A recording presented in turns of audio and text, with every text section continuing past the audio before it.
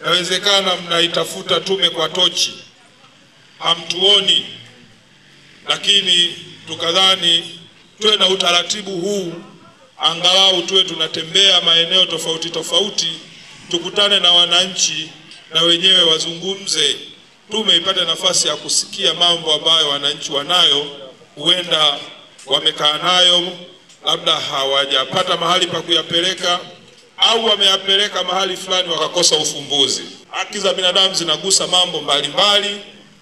Zipo haki za kiraia, haki za kisiasa, lakini pia zipo haki za kiuchumi, haki za kijamii, za kitamaduni. Yote hayo ni mambo ambayo yanaguswa na haki za binadamu.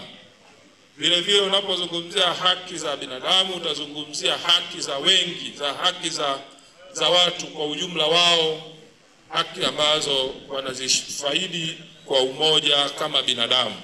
Kwa kweli mimi nyumbani kwetu ilikuwa ni nyumba ya matope, kuna makaburi nimezika mimi mwenyewe, baba yangu na mdogo wangu, lakini sasa hivi wamepewa walimu wanalima, mpaka hata na viongozi wengine hapa wamepewa wanalima, lakini wewe ukifika unakamatwa, unaitiwa polisi, unaenda kuwekwa ndani. Ukienda kwa mkurugenzi wanasema mkuu wa wilaya alishatatua.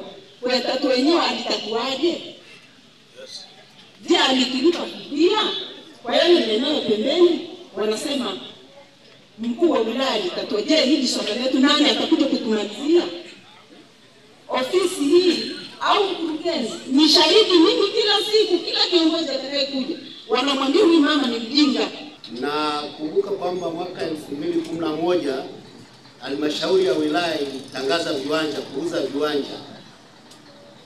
Tukawa tumeambiwa baada ya kutangaza wakasema kwamba mnatakiwa mtoe hela mapema ili muweze kupatiwa yale maeneo. Kuna waliotoa 500,000, mimi binafsi nilitoa 1,000,000 toka 2011 na risiti nilipewa. Kila tume inapokuja, kuna ile tume ya Mr. William ilikuja, wakasema kwamba tutakaa na halmashauri walipe hizo hela. Halmashauri zikaja zikagawanyika, kukawa na halmashauri ya mji na hiyo ya vijijini. Wakasema kwa kuwa tumegawana, inatakiwa sasa tukae meza moja tujue tunagawanyaje haya madeni. Kila unapoenda halmashauri unamuuliza afisa ardhi, anasema tulishaweka kumbukumbu hizo. Lakini fikiria 1,000,000 kwa mfanya biashara ambaye ameweza kukaa toka miaka hiyo, ni shilingi ngapi angeweza kuzalisha ile hela?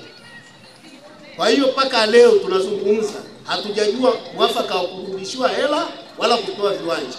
Tatizo la halmashauri imekuwa na tabia ya kwenda kuvamia maeneo ya watu pasina kupata taratibu ya kuchuani. Eneo la kwanza lina eneo la picha pale ambapo pamekusudiwa kujenga shule. Alhamdulillah, tunashukuru kwa sababu watu halmashauri walikuwa kufikia wanahitaji kuchukua eneo kwa ajili ya kufanya maendeleo na sisi tukayakubali, lakini imefika mahala mkaacha njia panda, hatuelewi nini kinaendelea, na hatimaye kuja kupeana masuala ya likizo na kutumia maeneo pasina kufuata taratibu zozote. Sasa shida wale unapofuatilia sasa changamoto zinazokutana. Yaani kama mimi hapa ni machungu makubwa sana. Inapofika mahala unafuatilia haki zako ni kwenda kunyamatishwa. Na mnajua kunyamatisha inakuwa ni lazima ukamatwe, ndio zingine na ifanye.